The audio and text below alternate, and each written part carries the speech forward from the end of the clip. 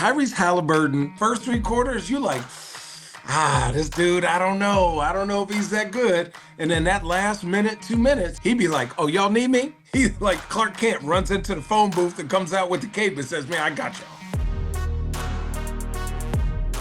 Richard, where'd you get that little hoodie from?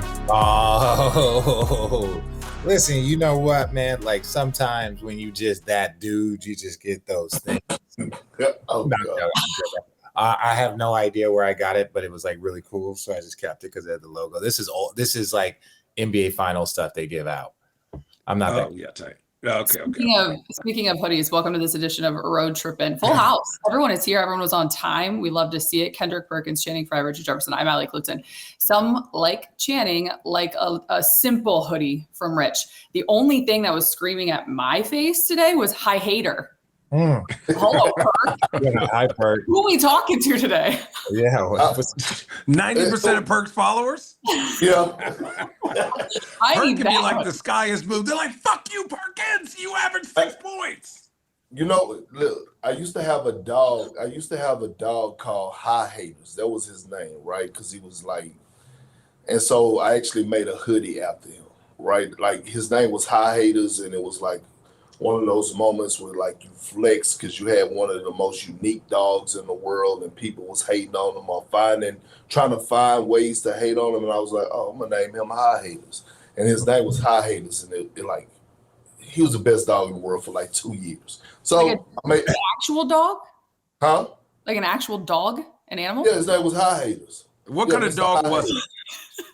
Huh? It was a what Frenchie, kind of dog was it? It was a Frenchie, of course. Yeah. Dude, you're just to touch on this for a second, you got to explain all the verbiage. You'd be like, yo, here's a pink lemongrass, good form, over the top, got hops, great backbone, only, breedable. I was like, what the fuck does that even mean? Frenchie's got an OnlyFans.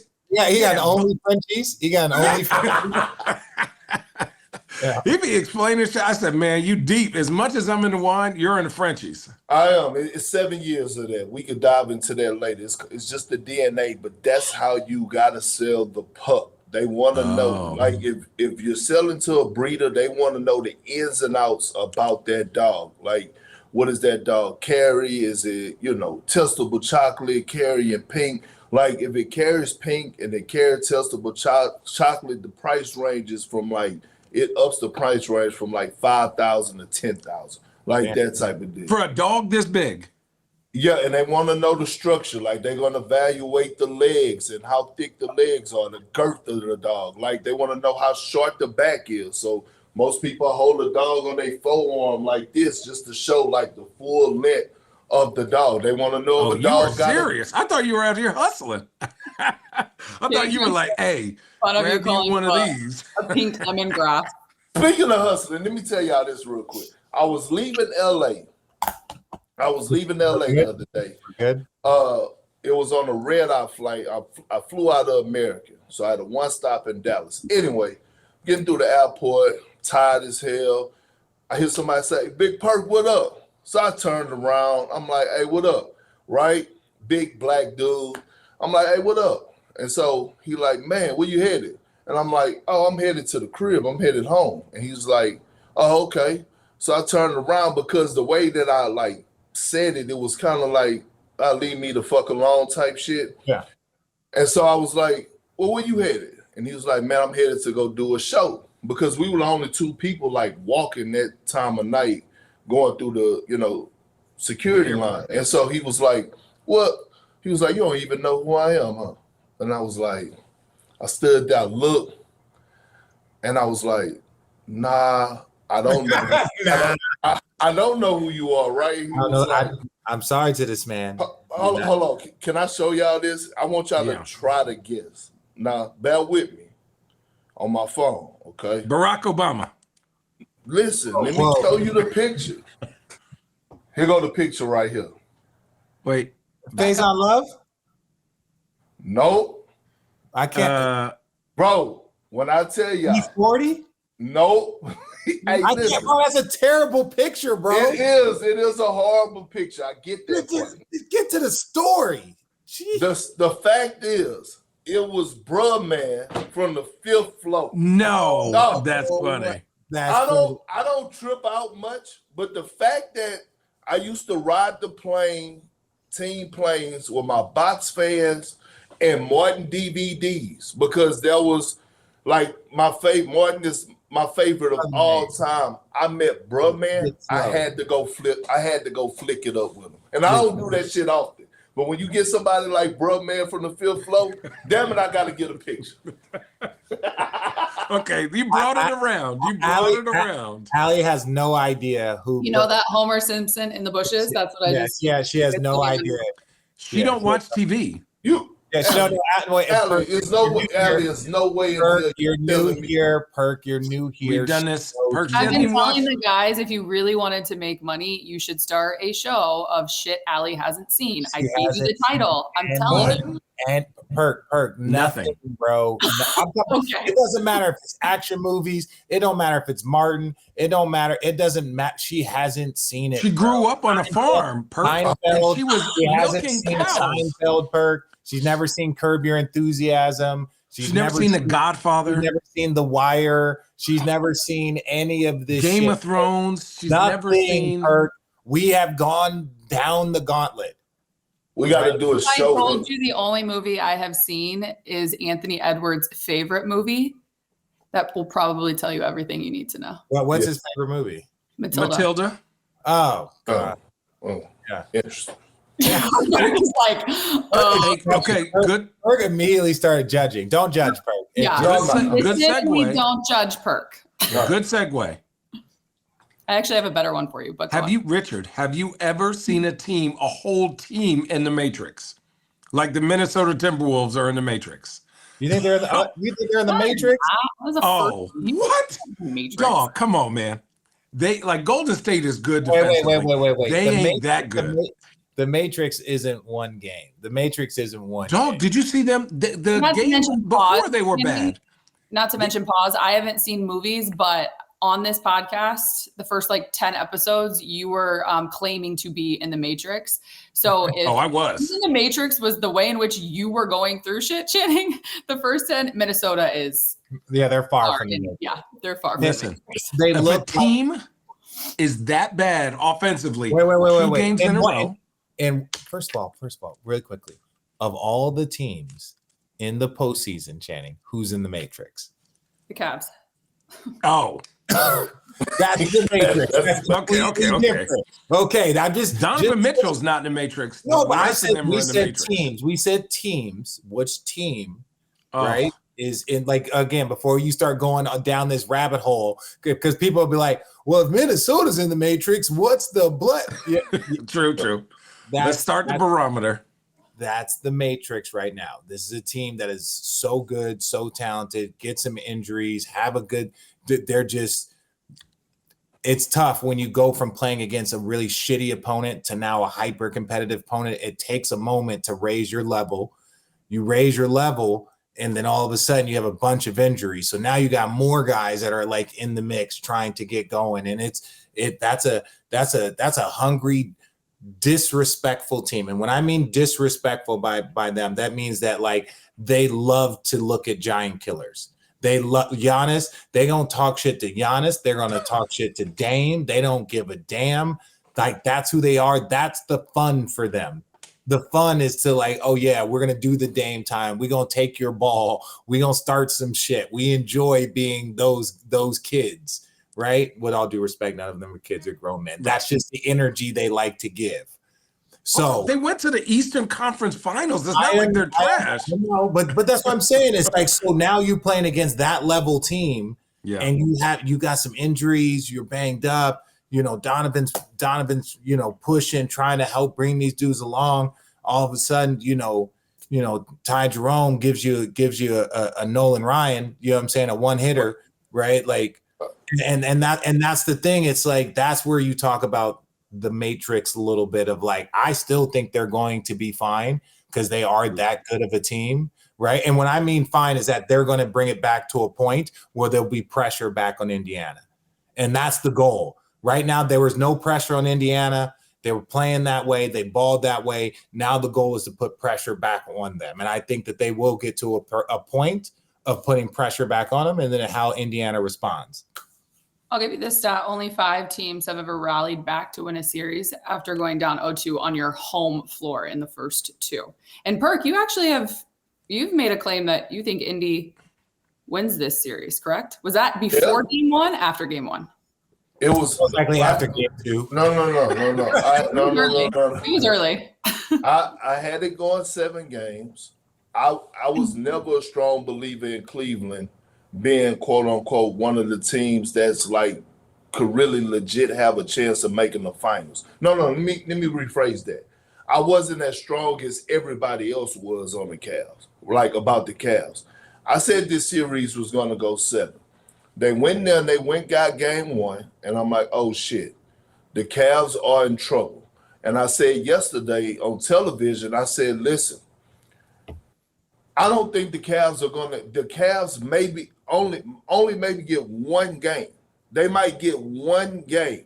That's how good this Pacer team is. They play agenda-free basketball. They have a bunch of dogs. I know. I didn't even pick them last series. Shame on me. Right? But I'm looking at what they bring defensively, and I'm like, Aaron Nesmith? He's like, motherfucker, I guarded Jalen Brunson last year for an entire playoff series. Yeah, I guarded Dame Lillard. You think I'm worried about Ty Jerome? Man, I'm about to put his ass in a bubble, in a box. And that's exactly what he's doing. My only rant about Cleveland, I don't know how severe the ankle injury is of Evan Mobley. I don't know how severe the toe sprain is of Darius Garland. A dislocated thumb in DeAndre Hunter. But motherfucker, you down 0-1. And I'm looking at the rest of the Eastern Conference right now, and I know Boston had a horrible night, but like Boston, they look vulnerable right now because they're dealing with some injuries. Kristaps Porzingis don't look the same. He didn't look good in the Magic series. He didn't look good in game 1. Now he's out, sickness. Drew Holiday is like battling some stuff himself, although he's still going to bring that energy. And then you have Tatum with the wrist, Jaylen Brown getting an injection damn near every day for his knee. And I'm like, if you're Cleveland, like, you don't take opportunities like this for granted. Motherfucker, you better go get a shot in your ass. You better go get a shot in your ass, that Toradol, that's what it's called. Toradol shot. Pain reliever. Okay, I'm glad that's what we're talking about. Yeah, that's what we talking about. Is it a suppository? That's what we talk about when we talk about ass shots, right? Toradol, right?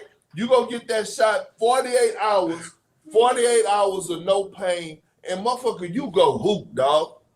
You go hoop. You down 0-1, a dislocated thumb? Motherfucker, I got dislocated finger right now. Like, what are we talking about? Take that shit up and motherfucker, you gotta go lay it all out on the line. Cause y'all know, like I know, you don't get these opportunities often with his right hand or his left hand. Is it his right hand or his left hand? It's his right hand, but who gives a damn? His defense. I was just asking a question. I'm with Perk. My bad. I'm with you. No, I was just asking which hand it was. If it's left hand, you can tie my left hand behind my back and I'll still go play. But I'm saying you cut it off. I go play. His defensive presence is missed. Last but not least, and I pass the mic. I was more impressed by Steph Curry Game 7 performance. I believe he had like 24 points or something like that. Than I was with Donovan Mitchell. What he scored last night? 48. 48. Because you know what? You know why? Steph in that game was the best all-around game. And the reason I'm comparing is because Donovan Mitchell is trying to get to Steph greatness. And what Steph done in that game, he done a lot of little things that didn't show up in the stat sheet. Donovan Mitchell, crucial box outs, things to that nature. Like, that shit matters, bro. That shit matters. And I know they asked a lot out of you last night, but again, man, when you're trying to go win, your superstars do the little things as well as role players that doesn't show up. And I just think that's the separation when you talk about these guys that have accomplished a lot and these guys that's trying to reach that level. Well, and look, he had so 15 and 30, didn't shoot the three ball well, 17 of 21 from the free throw line, but 48, 9 assists, 5 rebounds, 4 steals. Like, he was out there doing his thing. The point that you're making, Perk, is it's that last 3-4 possessions. And we saw with Bron with that late turnover against Minnesota. You see it with players, and you're like, if your best players make those mistakes in those crucial times, those are very, very, very difficult to overcome because the highest level of trust is in them. But I'm going to sit here and say is that, like, when you look at the little things, though, it was the late plays. 48, 9, 5, and 4. He showed up. This is what I will say. He showed up. Go ahead. Yeah. I'll say this. I would say he showed up, but in those crucial moments where those mistakes were had, factually, that was it. But, like, also, can somebody else help me? Help me, motherfucker. Like, right. Part of the turnover is like, I'm tired, bro. But a lot of the guys that you're asking to help him are the ones that we're talking about need to take a liquid turtle shot. Yeah. Now, exactly. Can I say something? Help me. We're not even talking, Richard. You got the stats in front of you. Here's the biggest issue. Cleveland's supposed to be a top 3 defensive team in the league. Tell me what the Pacers shot yesterday from the field. I got a number for you because I had it pulled up. 50%. They had 4 guys with 19 or more, and the next 2 guys had 12 and 13. They had 4 guys with 19 or more. They had 2 guys with 23, and then they had 2 guys in double figures. Listen, there was nobody, no one shot less other than TJ McConnell, who was 2 for 5. Everyone else shot above 50%. 6 for 10. Oh, sorry, Jarace Walker, but he was last 3 minutes. Okay, we won't talk about that. 3 for 6, 7, 11, 8 for 17. Excuse me, he was 1 off. 8 for 13, 5 of 8. So there was 3 guys that didn't shoot above 50%, and everyone was hovering right around that number. The Indiana Pacers, it looked like layup lines at times. They go, who's this in front of me? Bye. Zoom. Straight line drive. Somebody helps. Kick, swing, wide open 3. Who's in front of me? Pew. Drive, kick, swing. It's repetitive. It's just like they can't. And maybe let's take a step back. We're obviously Cleveland fans, but maybe does our Cleveland fans? I'm a Cleveland fan. Well, I just don't like the royal we you're using. Right. Bitch, you like Cleveland too. Shut up too. Like, whoa. I'm gonna say this. I don't know if I've seen a team that was supposedly defensive minded get chopped up like this 2 games in a row at home. Because even when they were down 20, Indiana, if you see them, they were like, no, don't worry about it. Like, we're good. We're gonna make a run. Like, Donovan Mitchell will score a crazy 2. They get the ball out, boom, go on a 6-0 run. Call a timeout. Somebody makes a tough shot or somebody shoots a bad shot, 8-0 run. Then they were like, all right. And then you think, you're like, damn, who else is going to make a shot? Donovan's over there gasping for air, get my dog some oxygen, and no one can make a shot. And my question is, we love the idea of Cleveland, but Indiana is showing that all that regular season fluff shit. Wait. He's still doing that. Wait. I like the idea, dog. Everyone agreed this is when we went into the playoffs. We all agreed. Damn, on paper, this healthy team is stacked and should be ready to take the jump. Eastern Conference Finals or Finals. We agree.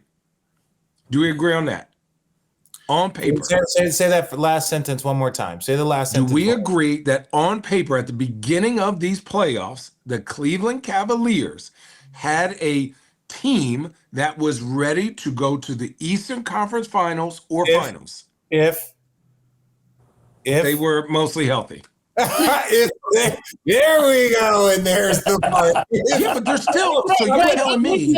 let's advance the conversation for a second. Really, just let me say this point. Channing, they're missing the defensive player of the year. They're missing their all-star point guard. And I'm not making excuses for them, Sure. but that's the frustration. That's where Perk starts off. So for us to criticize their defense, they're missing the defensive player of the year currently. So then game 2, when they started to try and lock it down, they are now they don't have the depth. They're missing 3 starters basically. And that's the frustrating thing. And so that's why the Perk's point is like, all 3 of you guys couldn't play down 0-1 at home.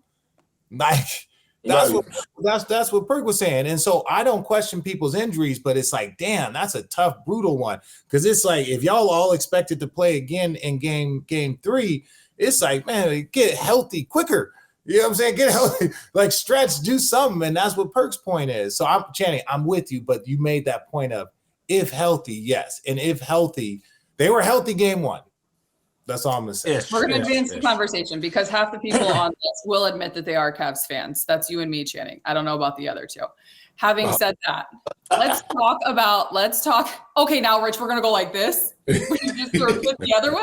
I'm just saying it was the royal we in which Channing tried to use. And I went the other way and you still had a problem, hater. Okay, let's actually talk about the team that is up 2-0.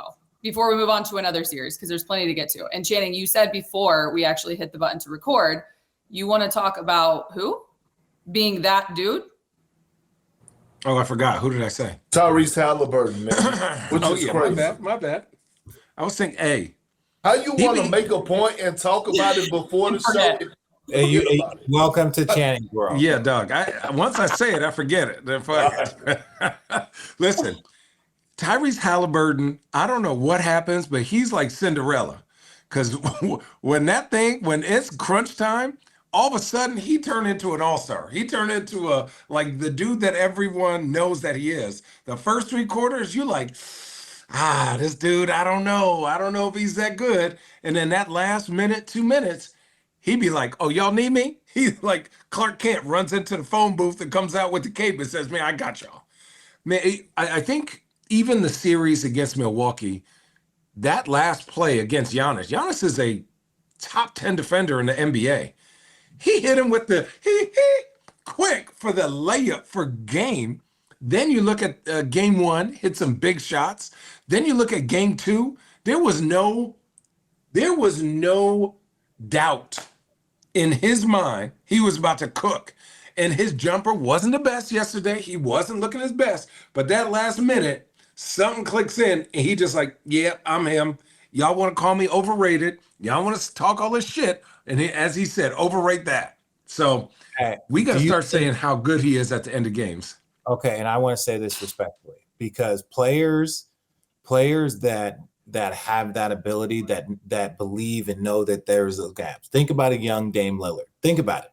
Right? He hits that first one against the Rockets, and he hits the one against OKC. And all of a sudden, you're like, yo, this dude is different in the last minute, and he knows it. So that, to me, is Tyrese Haliburton has always had this belief that he's different. He always has. That's why he's willing to talk shit to Dame. That's why he's willing to talk shit to Giannis, because he believes that if it gets into those last minutes, I'm different. So I'm going to mock a dude that I grew up watching send people home with waving bye-bye. I'm going to mock him and then send him home and talk some shit to him. It's like, who do you think you are? He goes, no. It's like, who do I know I am? That's Tyrese Haliburton. You know who I am? Me. What is a Butler? I'm me. And look, let me say this to the players that voted him most overrated. Oh, they're at home. They're at home. No. It don't matter. I just want to know their names.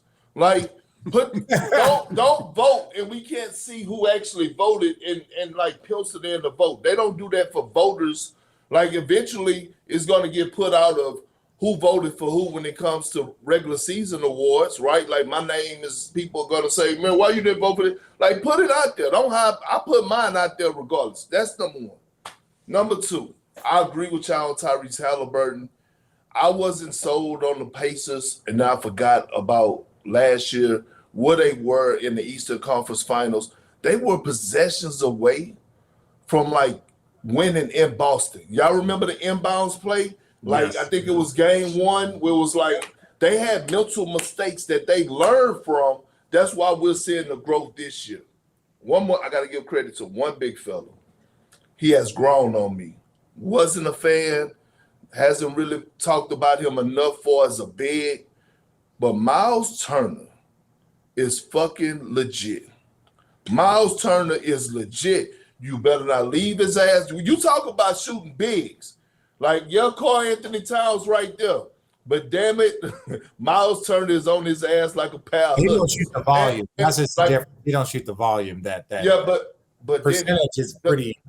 The soft featherly touch around the basket, like some of those look in the paint, look like little 5-footers, and then the way that he's able to anchor a defense because he's a hell of a rim protector. And then I'm watching him rim run. I'm watching him dunk in, and I'm like, this is the weakness that y'all need to expose with the Cavs. One of my biggest concerns was those small guards, right? Like when they have to guard in that paint and guys take advantage. Miles Turner has really made me a believer. That's Right. all. How much different did he look though from game 1 to game 2 when Mobley was on the floor? He had 13 and 11 in game 1. He had 23 without him in game 2. Yeah, As he right. should. As he should. He's like, thank God. How much different than Jokic look without Zubac on the floor? Right. My point is there's still that same level of what you're feeling about him, Perk. Yes. When you're going up against yeah. Defensive Player of the Year. Well, but it's the combination of having both of them on the floor, right? So you're dealing with one and Jared Allen, but then when Evan Mobley is on the floor, you got 2 of those fucking towers. And you always got one on the floor at all times. But to your point, though, to support your point about him, though, man, 30 minutes a game, 48% from the field, 40% from 3 this season. So it's That's like crazy. That's a pure 3-point shot. He just don't shoot the volume. And this is what he's 40% and with 2 blocks a night, 2.0 blocks a night. That's a problem, bro. That's both ends. That's Brooke Lopez shit. He, you know what? I think what I appreciate about him is even at the end of games, he makes big plays. And listen, maybe the next game I'll pay more attention to Jared Allen. I feel like Jared Allen disappears a lot of times at the end of games. Now, I could be wrong, but I feel like Jared Allen has been an all-star before, right? I feel like whether it's a block, whether it's a rebound or something, I just feel like I don't see him at the end of games where I've seen Mitchell Robinson, Karl Anthony Towns, Miles Turner, Pascal Siakam, whether it's a tip out Big Zoo, obviously Jokic, I've seen a tip out or a block or some type of play where I don't need you to score, right? Because obviously it's going to Donovan Mitchell or Tyrese Haliburton. But like last night, I saw Miles Turner make some plays, whether that was contesting at the rim, getting this, pushing out. I think he hit a big 3 to get them, like I think they were down 10 to get them to 7 or 8, or he did something where I go, ooh, okay, like he's still active. I just don't know if I've seen that from Cleveland's big other than Evan Mobley. Now, he's hurt, so I get it. But they're different players. I just think that Miles Turner has grown up from when we played him to where it was like you are viable at the end of games with that spacing and defensively. 22, Okay, 22 and 12, bro. Yeah. 3 assists, 3 blocks. But you're talking about late game. It's like those plays that you make in the last 90 seconds. Hey, we know those players first to the third. There's certain players that you always see in the last 30 seconds. Yeah. I mean, there are a lot of players that are first through the third. And then that fourth quarter come around and they be you're like, where'd you go? No, they don't want. All right, we're gonna move on to the second game of last night. What I will say about this one is for game 3, it's in Indy. It's on Friday, and we will be doing a Road Trippin live during the second half of that game, and we'll all be together, including Channing in the wall. It'll be fun. Yeah, I'll be in the wall. Subscribe on our YouTube page if you haven't already. All right, the second game that happened last night, Golden State, after obviously getting the job done in a game 7 on the road versus Houston, back it up 48 hours later versus the T-Wolves, 99-88. The big thing here, obviously, Steph Curry only played 13 minutes. Sean's reporting just before we started recording. He has a grade 1 left hamstring strain. He's ruled out for game 2. This is his first muscle strain of his career.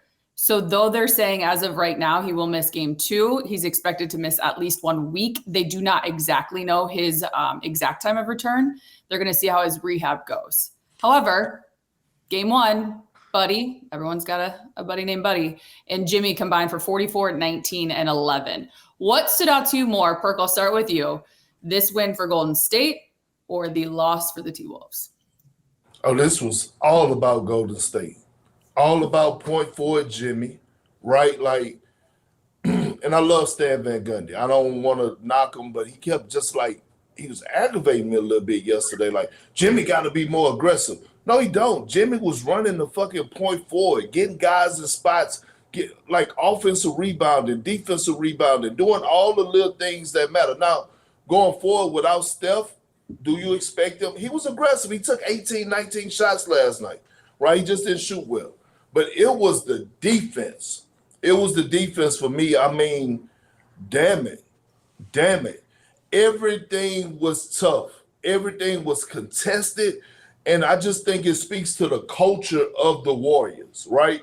And when I say the culture, it's like you bring in a guy like Buddy Hield, and all of a sudden Buddy Hield has become, over the last like 2 games, 3 games, a fucking two-way player. Like, he's getting blocks. He's sliding his feet. Like, Steve Kerr's been coaching his ass off defensively. Even going back to the Rockets game, it was like a 2-3, 1-3-1. Like, he's mixing it up. Last night, I saw a Minnesota Timberwolves team. At first, they had their times where they had some easy looks, right? Kevon Looney got caught on the island when Anthony Edwards danced with him a little bit, get to the rack. But outside of that, closeouts were fantastic. Like, Gary Payton II makes all the difference in the world. Pajimski, like, they are bought in, led by Draymond. Draymond knocking down shots, 16 fucking halftime, first half points. I didn't have that on my bingo card for that game. I didn't have it on my bingo card. But again, I gotta go to the defense and know to the people out there in the world, I'm not letting Anthony Edwards off the hook. I just think Shannon and Richard is gonna tie his ass up. So I'll let them do it. A lot of ass talk.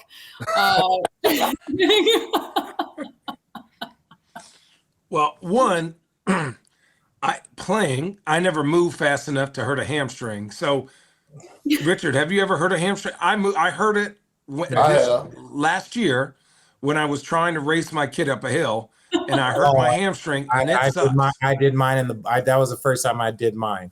We're trying to sprint up a hill and wasn't in the best shape. Yeah, dude, it sucks. When I saw him grab that and start to rub it, I said, it's like somebody shot you, like, ah, it got me. So that's concerning, right? That's concerning.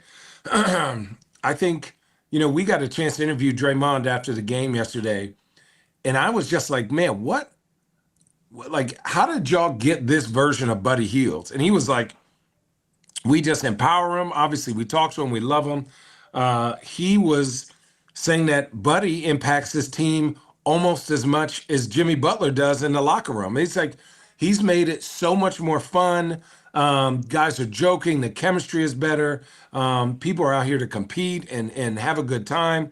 And we just let Buddy be Buddy. And then when Jimmy got here, it allowed us to have 2 playmakers where Buddy is running around. And Buddy and Jimmy, obviously you see them being really good friends or turning into friends. Their chemistry is Jimmy can yell at Buddy about holding him accountable. And that's why you're starting to see Buddy be more when Richard and I played, they'd be like, Channing, go talk to Richard. They'd be like, Richard, go talk to Channing. Because when you have that chemistry with somebody, Richard could yell at me and I don't take it personal. Where somebody else yells at me and I take it personal. I mean, I take it personal, but I'm not gonna fight you.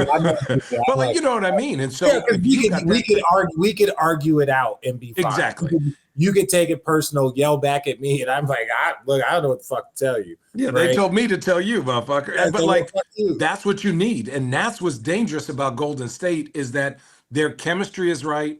Draymond said, Steve Kerr makes a point. He goes, when we want to put a banner up, we've been a top 5 defensive team in the NBA.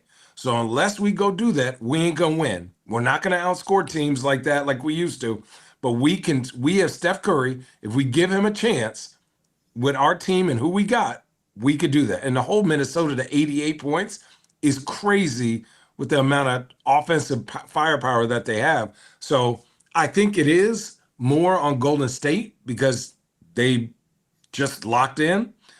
And then we got to really talk, like, they're not in the Matrix, but they're not in reality right now. Like, they were laughing about how bad they've been from 3. I think they're 12 for 75 or something like that. 12 for 76, 16% over their last 2 postseason games. I mean, it was right. And they won one of those games. Yeah, it is right. So that's my speech. But man, you're getting great moments from Golden State. And people who say, Jimmy, be more aggressive. You're like, dog, have you ever watched Jimmy Butler? He don't shoot 20 times a game. Until the fourth quarter, then he shoots it every time. Yeah, but he don't have that motor to be like, I'm going to shoot 10 times a quarter. Like, he'll get a layup and then kick out, right? Yeah. And unless he's wide open or gets a free throw line, he's not taking a bad shot. I mean, it's frustrating to watch because it's like, man, shoot the damn layup. But then he'll kick out of Bajemski, get it back, get to the free throw line, hit his little turnaround. Like, his patience is what's kind of crazy to watch. Rich, what do you think of Ant Edwards? Handle this role for Perk. No, I just don't.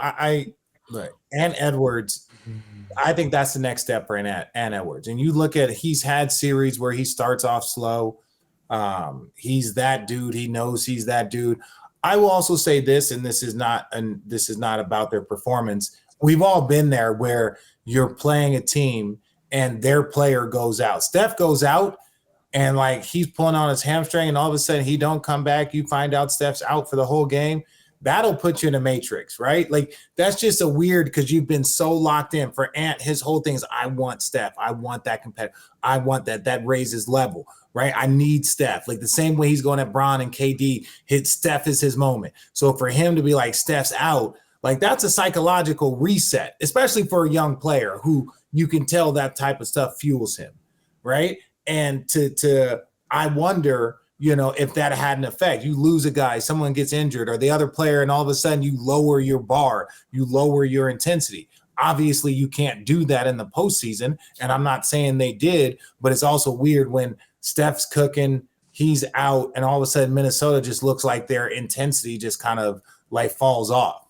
And Golden State was like, man, we got a game to play. Steph will be fine. Mm-hmm. That being said, about Steph being fine, they could hold off this 1-0 lead is huge because now it means you can sit Steph and that gets you out. If you were down 1-0, that's very different. So kudos to Golden State. Maybe like he can come back in a week, 10 days. Maybe he can, but Steph is a runner. He's a sprinter. His entire game is stop and start. He's one of the greatest ever to do it, right? So to make sure that he's strong is important.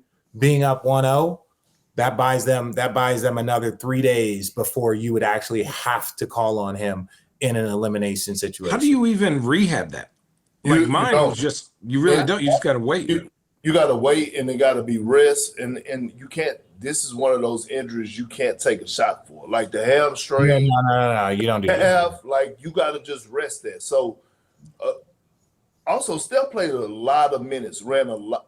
2 miles in Game 7? I don't know if that played a part, but if it did, if it didn't, I ain't even diving down that. But we can talk about Perk though. You're up 3-1. You play an extra 2 games. Yeah. To an intense Game 7 because, I think collectively Game 6 they didn't have the intensity they needed to for a closeout, right? So you play potentially another 2 games. And then in Game 1, your body is starting to, you're a little bit older because that's what used to be what the Warriors do. They would fuck around and find out, get down 3-2, get down 3-1, come back, right? Like that, the Warriors were they always had that confidence, but they're always pushing themselves in the red, right? That's part of the reason why we came back in our series because they were down 3-1, had to come all the way back. So as our series wore on, they got more fatigued. right? Sometimes that not finishing the team, and if Steph would have had 5-6 days or even 3 days rest versus 2, right? That's a huge difference, man. Coach Finch called out Anthony Edwards, and I love it. Like, Anthony Edwards is the tone setter. Yeah. His energy was off even when Steph was in the game. Like, he didn't come out as hyped as I thought he would be. And the Anthony Edwards that you know that is engaged, don't look at his offense. Watch the Anthony Edwards that's picking up 94 feet or meeting the motherfucker when they cross the half-court line. I didn't see that Anthony Edwards. I still got Minnesota winning this series. Coach Finch is going to have to dive into his bag. I believe yesterday in the first, look, they shot the ball horrible, but those shots were contested. This is that moment where he's going to have to make a business decision. And when I say business decision, the way that the Warriors load up and take away driving gaps and how Anthony Edwards has been struggling. Anthony Edwards started getting to the cup in the third quarter when he staggered the minutes of Rudy and Julius Randle. Like, this is not the series that you could play those two guys together. No, it's not, though. Not if you're trying to get Anthony Edwards to have a balanced attack. My thing is either you're going to have Naz Reid and Rudy or you're going to have Naz Reid and Randle. That's I can see that. Yes, I agree. Because I'm saying the two big lineup crushed the Warriors. That was one of the things that they were Steven Adams, and then it wasn't even just Steven Adams and Şengün, but it was also the size of Thompson, right? So he's 6'9". Then you got those. So it was just they were just so big. So I could see why Minnesota. But to your point, you got to have Naz Reid as the other big to make sure that there's a space shooting. Rudy is also not. Oh, go ahead. Sorry, Allie. You can finish that. I was just going to say, Rudy had 6 points in the first 6 minutes of the game. You know how many he ended up with? 8. Like, he's not Steven Adams. He's not Steven Adams, who is – Steven Adams' mind for the game is better to me. And Steven Adams is more physical than Rudy and finishes, I know, better than Rudy. And so those two with Şengün was putting pressure on Golden State where they could just say, hey, man, they had Gary Payton II on Rudy. Like, you would never do that. Like, you would never do that with Steven Adams because they trust Steven Adams to – I saw that. I said, hell no. See, like, Rudy's tall, and you got to watch out for them limbs in gym with Rudy. But Steven Adams is just big. Like, you wouldn't even stood there. You wouldn't see Gary Payton behind. You wouldn't see Gary Payton behind Steven Adams. Dude, it was just like they weren't even trying to box him out. They were like, fuck it, that's you, big dog. Did you try and box him out? I did once. Did I never tell you this story? No. Hey, he was at OKC, and so we tried to, pinch on a free throw, and I went like this. And I hit him, and he looked at me, and he just grabbed me with his hands, right? This is the first free throw. He goes, I'm not moving. And I said, hey, let me get this. Anything over my head is all you. I got kids watching. So I could not move that motherfucker for nothing. I tried. I said, hey, top 5 strongest next to, like, we're talking Shaq, Yao, Steven Adams. Allie, what? That motherfucker got me traded out of Oklahoma. He came and took my starting spot. They drafted Steven Adams. I was the starting center. And I was like, who the fuck is this big fella? First day of training camp, we down there. So we go in there, and I could kind of feel the energy, you know what I'm saying, the vibe when you draft somebody in the lottery, right? You draft somebody with a lottery, you draft him in the lottery, you know he's coming in to play minutes, right? And so, so you know your time is kind of like, your window is closing there, right? So first I walk in the weight room, but this before, he's in there with the 120s, like, like it ain't shit, and he's right? And when we get a chance, go Google a picture and look at Steven Adams' 17 brothers and sisters. They all look like the Adams family. His sister is like the #1 shot putter in the world. I'm talking about, like, it's crazy. We're in practice, and I'm going at him, like, elbows, like, meeting them. He like, oh, I love it. I'm like, that's a problem. Right? So boom. He tried to shoot a jump hook. He's still young, but he's strong as hell. And I was one of those defenders that could really take a bump when it came down to a crab dribble with my chest. He moved me. Move me. I'm like, oh shit. And then I end up getting a piece of it, right? So now I gotta go to the shit talking game and my game, and I'm like, man, I'm the only motherfucking silverback gorilla in this motherfucker. But in my mind, I'm like, this motherfucker is like that. Do you know what he does in the off season? Real quick. He goes back home to New Zealand. Catches wolves with their hands. It's something to that nature. What's the long? Is it the machete?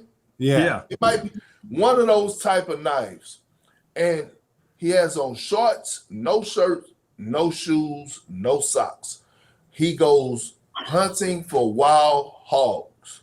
Oh, okay. wow. So yes. So when I see shit happening with Steven Adams, I'm like, Steven Adams ain't fucking afraid of the moment. Did you see he's so low maintenance? Did you see he's not afraid of humans, is what he's not afraid of. He's not afraid of humans. He's one person. Matter of fact, hey, y'all, he one person against that damn gorilla with those 100 men.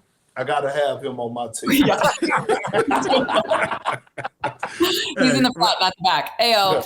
Okay, before we move on to the next conversation, let's kind of decompress for a moment because the two games that we're going to talk about obviously are going to happen tonight. So we're going to take it for more of like a prediction or what you've seen in the series so far. But Perk, are you becoming a part of the Bear Down family? I am. It ain't becoming. First of all, I was a part of that family when I joined the podcast. Make no mistake. I've been a part of this podcast, and I'm still towing the line. So you don't. No, you're not. No, you're not, Allie. Don't mind these two. Look, we're used to Texas country boys, man. Steven Jackson's an honorary Wildcat. Listen, my boy Brandon Chappelle. I actually lived with him. We played on the same 6 year. We played together at 6 years old, middle school, high school. His journey was like crazy, overseas for a couple of years, went to Lamar University, graduated, came back, went to a grad school in Arizona, then got hired at Lamar as an assistant, went to UNLV, then ended up going to University of Texas. They ended up letting the coaching staff go after this season. Arizona called him. We need you. Like, he's one of the top assistants down there. Richard, right? Are you just learning this for the first time? Yep. I maybe. Yeah, but he's one of the top assistants. Well, that's awesome. Welcome to the family, bro. Welcome to Rich is like, where the hell are we going with this? No, I'm saying that's dope. No, I'm looking forward. I actually put it in the group message. Yeah. I feel like I've heard this before. I feel like you just reminded me. Welcome to the family. Bear down. It's a chaos. Welcome to the chaos, man. Nothing like the Arizona Wildcat family. Shout out Aaron Gordon. And when we do their March Madness, their Midnight Madness, Perk, you'll be there this year. Yes. Okay. Yeah, y'all left me the last time. We ain't gonna bring that shit. Speaking of chaos. All right. Boston, New York. Here, I have something. Go ahead. Listen, quick. So Joe Mazzulla, I think, is a very good coach. And I know they missed those threes, and that's neither here nor there, but I think it's more an ego thing than anything else. That is here and there. What are you talking about? But one thing that I think he messed up, and obviously he messed up because he couldn't see that Porzingis would get hurt. He had Luke Cornett, his only other big, foul, and Mitchell Robinson. And so when Porzingis went out and Luke Cornett was in foul trouble, Mitchell Robinson and Cat could play the whole game versus Horford. And I think if Boston wants to win, they have to have New York play only one of those guys. And they got to stop. Obviously, this goes without being said. Stop shooting them fucking step back threes. But you ever shoot a shot that you can make and you go 0 for 3 and you say, fuck it, I'm going to keep shooting. And you just keep shooting. And they're just like, fuck it, I'm going to make one of these eventually. And they just didn't. Missing 63s is so beyond my mindset. I could not. Doug, I went 1 for 10 one game and didn't go home. I went to the practice facility in Phoenix and just stayed there till I made 1,000 threes. Like, I was so disgusted. But for 4 or 5 dudes to go like 1 for 11, 0 for 10, 1 for 12. They didn't miss 60. They missed 45. Listen, Ali, 60, 45, 1,000, that's trash. Facts. They're Dog. 60. They were just like, fuck it, one of these go in. But think about it, if they had just missed 25, they would have won by 50. And my problem with New York is you let them shoot 60.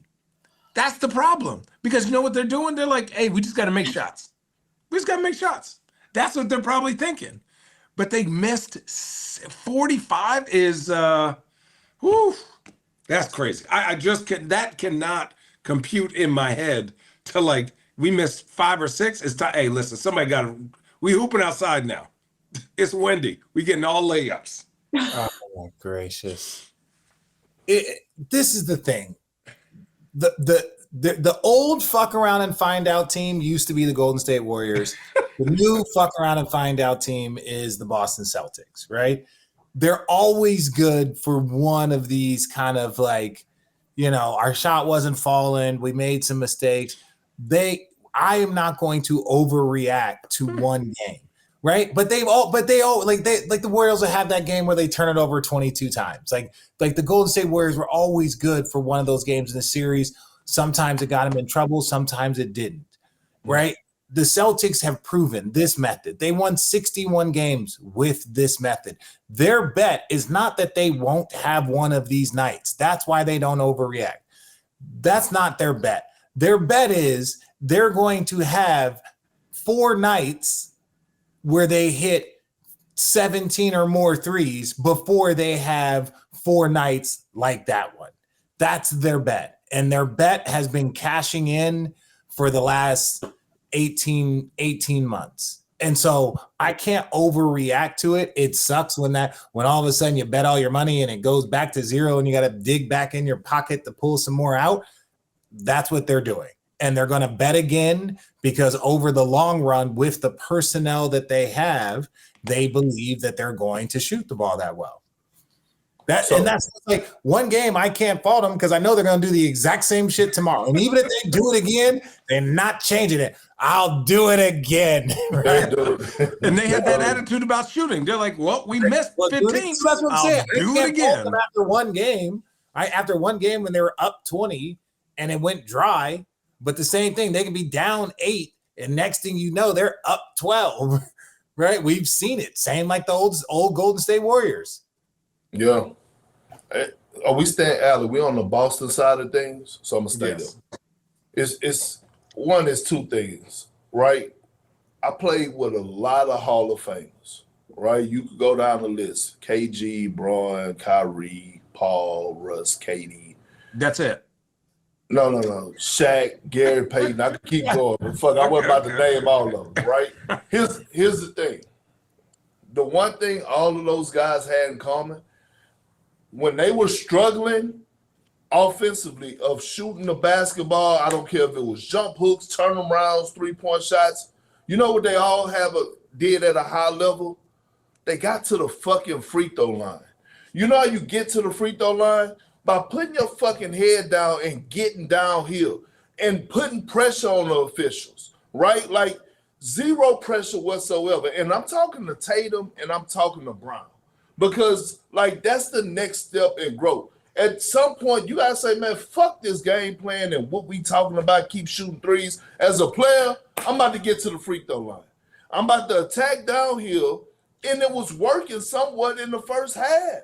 Like, Karl Anthony Towns was in foul trouble. As usual. No, but I'm saying he was, though. He did a better job in the second half, but the Knicks switched pick and rolls. Like, they said, fuck it, we're going to switch. Right? And kudos to Jalen Brunson at times in that fourth. I saw him sliding them puppies. on JT. But at some point, Paul Pierce used to do it the best, dog. Paul Pierce was getting to that fucking free throw line. And I think nowadays, like with these young players, especially with Brown and Tatum, I just don't see them do it enough. KD, he used to struggle. Him and James. The one thing we knew about those two, we used to hate the swipe through shit that KD started and changed some rules, but he was getting to that fucking free throw line. Oh, yes. He was getting to that free throw line. Damn right he was. Yeah, and I'm just like, bro, y'all. I promise you, back in the day, and I'm not saying back in the day, like, because yes, I'm an old man. In order to get to average 20 to 30, there wasn't that volume of 3-point shots. You had to get anywhere from 6 to 8 free throws every night. Yeah. If you were a 20-point a game scorer, you were getting to the free throw line because that's how you got easy buckets. I wasn't shooting, or anybody like Dirk wasn't shooting 12, 13 threes a night. Right? No. Maybe one game if you could, because everybody would be like, how'd you let Dirk get up 13 threes? Right? Like that was the conversation. First of all, you wasn't letting Dirk do shit. Dirk. But That's still, all I'm saying. As a start, defender, we weren't trying to let them get up 13. but he wasn't shooting that many is what I'm saying. Dirk wasn't. didn't shoot 13. He might get 10 up. He might be 6 for 10. And I'm glad you brought them up real quick, Richard. We played him in the Western Conference Finals my first year in OKC. He was 20 for 24 from the free throw line. Dude. He damn near fouled out me, Serge, and Nick Collins. On that step back pump fake, got you, Burger. 20 for 24 from the free throw. Give me, I got this Burger. Dude, I hated that. Burgers can guard me. So all right, let's finish off with the we'll save the best for last.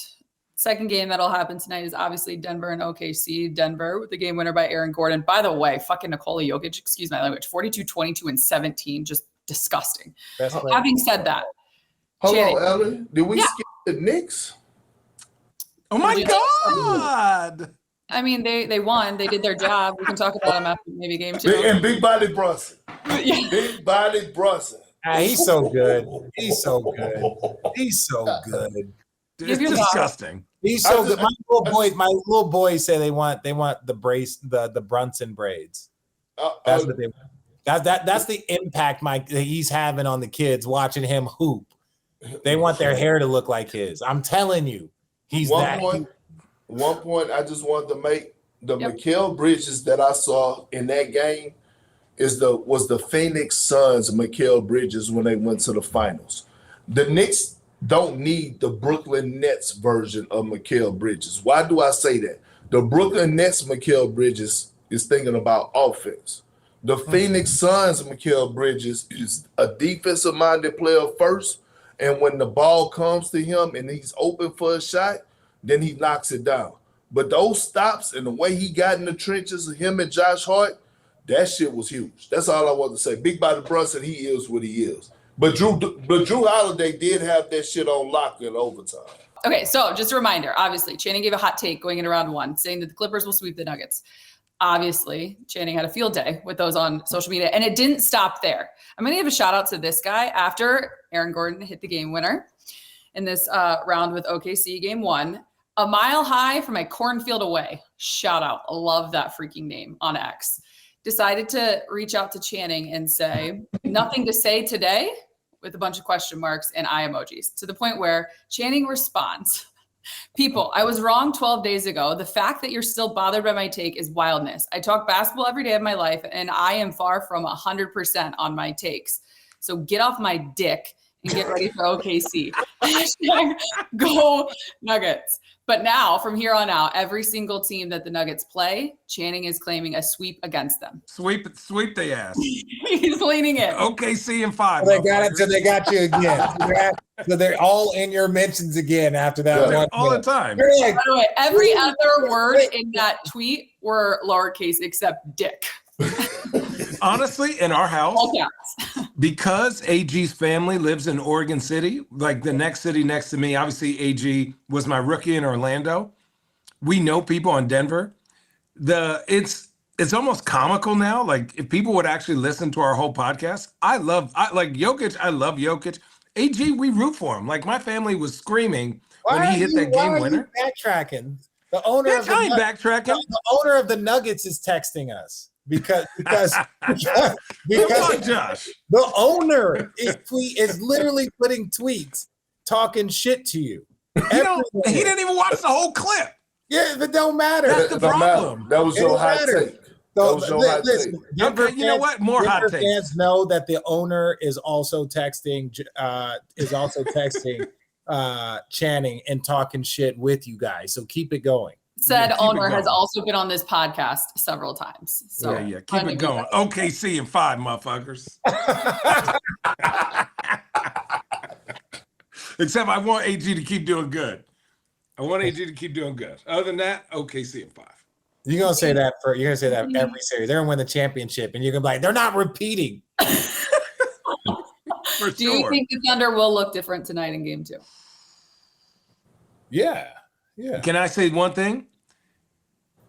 Denver got that grown man strength and physicality where at times it seemed like OKC looked a little useful, and Denver was like, man, we just gonna get to where we want to get to. All that fake defense in the whatever is good, but again, Jokic is a bully, meaning Jokic gets to where he wants to get to. And Chet, if they put Chet on Jokic, so Chet can't be the weak side defender. I think Chet was 0 for 6 in guarding. Jokic was 5 for 6 on Chet, one-on-one. But then on Hartenstein, I think he was 1 for 5 or whatever that is, because Chet was behind blocking that, trying to block that shot. So Denver is like, listen, we're going to keep going at big skinny thing. We're going to keep going at him.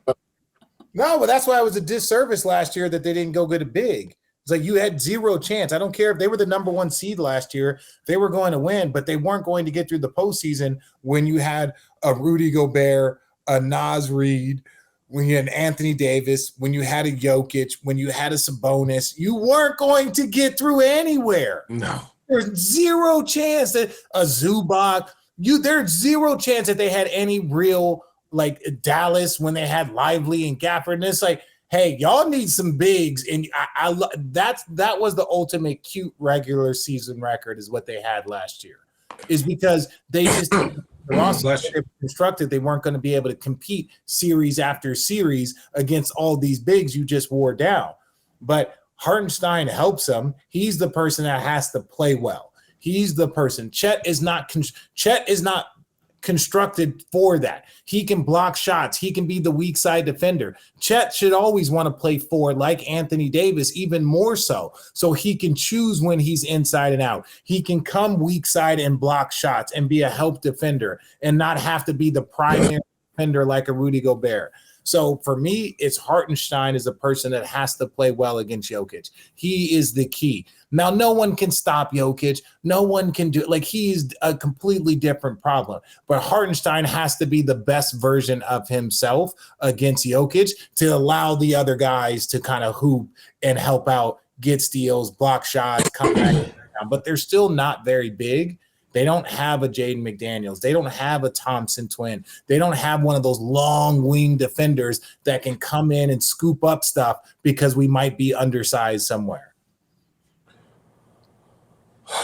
Look, one, they got to find some way to stop Russell Westbrook. The last 2 games, Russell Westbrook has been balling. He had 18 off the bench. Somebody got to shut that 18. He can't come in and be 8 for 13 from the field? That shit can't happen. 7 right? That's crazy. Like 13, 1 of 5. 7 of 13 isn't that crazy. Oh, well, no, what I'm saying is like, no, I'm saying it's that crazy. I'm like, Russell didn't have a 8 for 11 night. That's like, you can't let Russ do that. 7-13 shooting 50%, 1 for 5 from 3. That means like you need to lessen his impact. Yes. But I'm saying to me, that looks like a good Russell game, not a great Russell game. Off the bench, I thought it was great. Like, Aaron Gordon doesn't get that shot if Russell Westbrook doesn't have the mindset to push that ball, right? That energy push. All right. Now, I agree with both of y'all. But what's the difference between Zubac and Isaiah Hartenstein? What? Wow. No, hold on. I'm talking about size-wise. Oh, Zoo is way bigger than Hartenstein. And longer. Zoo's longer. When Zoo does that put the arms up, right, and they're doing – because, you know, Jokic always is able to water polo that bitch.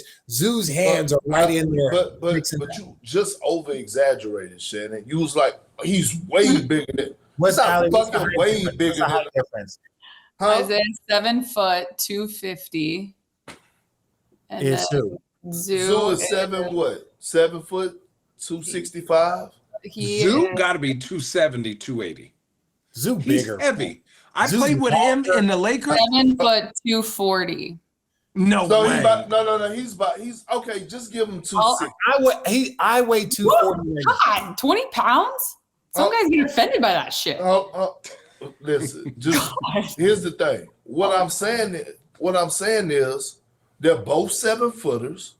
They both weigh over 250. The difference is the fucking mentality and the heart. When you watch Isaiah Hartenstein guard Jokic, especially, he was guarding Jokic like this, like when he had it at 3-point line. Like if you guard the motherfucker, you in them. Like that's the difference. Like you meeting them, you at them, you making them uncomfortable. That's the shit that separates like the like if a motherfucker is real or a motherfucker is scared. Like Isaiah Hartenstein played like he was gonna get his ass bust. He didn't come in. No, hold on. Isaiah Hartenstein played as if he knew he was gonna get his ass tore up, right? But on the flip side of it, Zubac went into it like, nah, I'm locking this shit up. Give me this shit when you try that floater. Give me this shit when you try that. Isaiah Hartenstein was like, contact. Oh, I did contest it, coach. Like, no, that ain't how you defend the post, and I get it.